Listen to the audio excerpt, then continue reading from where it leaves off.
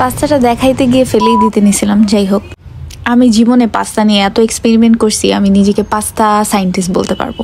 So on today's episode of experiment with pasta, আমি আজকে পাস্তার ক্রিমটা বানাবো ফুলকপি দিয়ে। শুরুতে জাস্ট টমেটো, ফুলকপি আর বেসিক কিছু মশলা দিয়ে এটাকে সেদ্ধ করে নিছি। এরপর এটাকে উঠায় রেখে সেম পাতিলের মধ্যেই আমি মাংসটা ভেজে নিছি। আবার এই সেম পাতিলের মধ্যেই আমি পাস্তাটা সেদ্ধ করে নিব, কারণ নাইলে আমার মা আমাকে মারবে। একটু পাস্তার পানি উঠায় রাখবো, যেটা পরে কাজে লাগাবো। আবার আমি সেম কড়াইটার মধ্যেই কাজ করব। প্লিজ ডোন্ট জাজ মি। এরপর আমি গোলমরিচ আর অরিগানো একটু অলিভ অয়েল দিয়ে ভেজে নিছি। এরপরে মশলাটার মধ্যে শুরুতে আমি যেই জিনিসটা উঠায় রাখছিলাম আলাদা করে, ওইটা ব্লেন্ড করে নিয়েছিলাম, ওইটা দিয়ে তার মধ্যে পাস্তা দিয়ে এখন এইটাকে একটু নাড়াচাড়া করব কিছুক্ষণ। And look at the thickness of the cream.